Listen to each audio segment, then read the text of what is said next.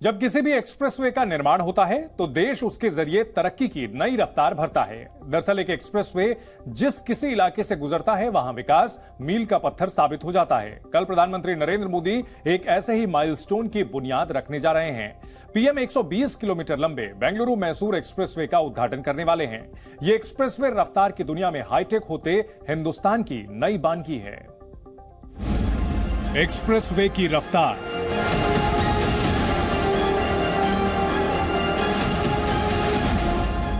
सड़क world class,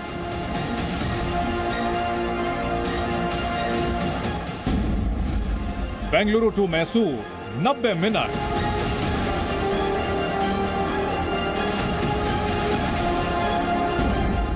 India की speed अब हाईटेक।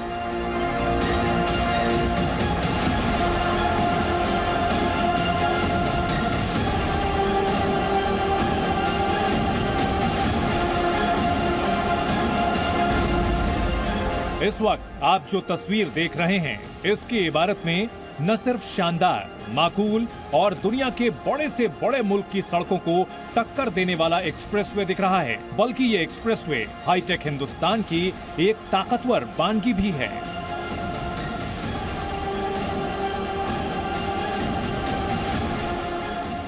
दरअसल कोई भी एक्सप्रेसवे वक्त का मोहताज नहीं होता है, यानी यहाँ रफ्तार की तलाश करती गाड़ियों को ट्रैफिक की बेड़ियों से आजादी महसूस होती है।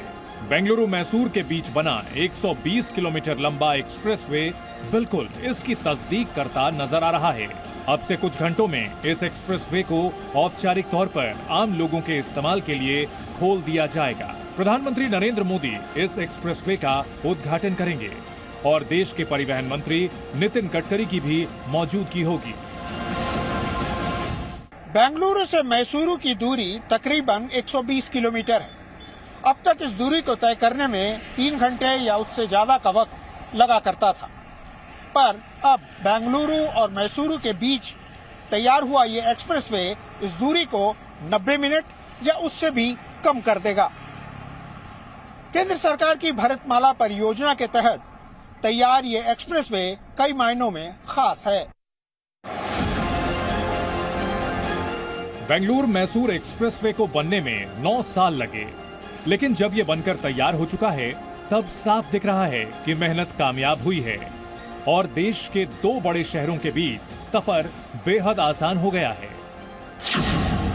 इस एक्सप्रेसवे के बनने से बेंगलुरु और मैसूर अब और करीब आ गए हैं, यानी दोनों शहरों के बीच करीब 120 किलोमीटर का सफर, जिसे पूरा करने में अब तक 3 से 3.5 घंटे लगा करते थे, वो महज 90 मिनट में सिमट गया है। इस एक्सप्रेसवे के निर्माण पर 8,478 करोड़ रुपए का खर्च आया है। इसमें 2 खासियत हैं। 6 लेन का ये एक्सप्रेसवे दोनों फ्लैंक पर 2-2 सर्विस लेन के साथ 10 लेन का है और साथ ही इसे बनाने में एक्सेस कंट्रोल्ड टेक्निक का भी ख्याल रखा गया है। आपको बताते हैं एक्सेस कंट्रोल टेक्निक क्या होती है और ट्रैफिक के लिहाज से इसकी कितनी अहमियत है। बेंगलुरु मैसूर एक्सप्रेसवे को फ्यूचर ट्रैफिक प्लान के मुताबिक तैयार किया गया है। इस एक्सप्रेस हाईवे में कुल 5 बाईपास हैं।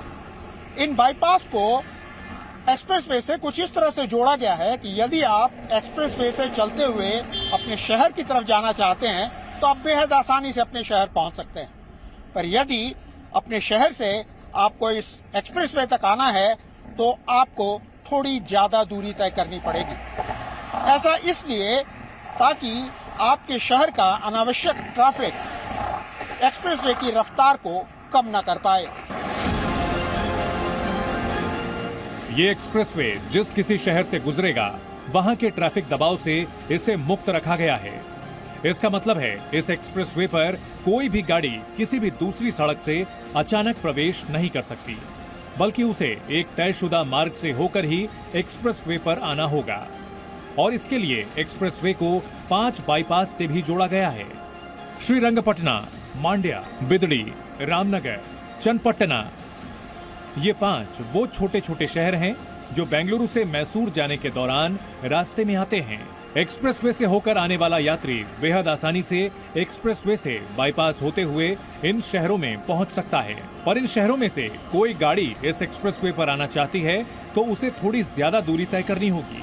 हालांकि ये दूरी बेंगलुरु और मैसूर को और नजदीक लाने के लिए असल में स्पीड चेंजर साबित होगी।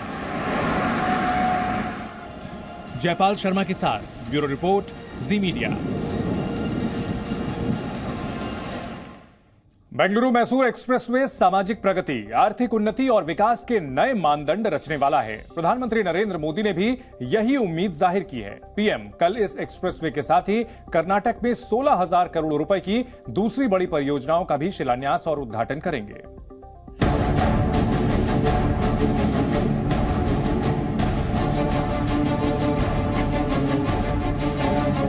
एक्सप्रेसवे महज गाड़ियों की रफ्तार नहीं बढ़ाता है, बल्कि जिस इलाके से गुजरता है वहां तरक्की को न सिर्फ नई स्पीड देता है, उसे सामाजिक विकास, रोजगार का गढ़ भी बना देता है। बेंगलुरु और मैसूर देश के चुनिंदा बड़े शहरों में शुमार हैं, लेकिन इन दोनों के बीच जो गांव, कस्बे और छोटे शहर बसे हैं, उनके लिए भारतमाला परियोजना के तहत बना ये एक्सप्रेसवे गेम चेंजर साबित होने जा रहा है। प्रधानमंत्री नरेंद्र मोदी इस हकीकत को बखूबी समझ रहे हैं। एक्सप्रेसवे के उद्घाटन से पहले उन्होंने ट्वीट भी किया। कल 12 मार्च को मांड्या से देश को बेंगलुरु मैसूर एक्सप्रेसवे समर्पित किया जाएगा। मैसूर कुशलनगर हाईवे का भी शिलान्यास किया जाएगा। ये परियोजनाएं संपर्क और सामाजिक आर्थिक विकास को बढ़ावा देंगी। दरअसल बेंगलुरु मैसूर एक्सप्रेसवे के निर्माण को बेहद योजनाबद्ध तरीके से अंजाम दिया गया है। इसमें सड़क यातायात की उन तमाम मुश्किलों को खत्म किया गया है जिससे आपके सफर में खलल पड़ने की आशंका पैदा हो जाती है।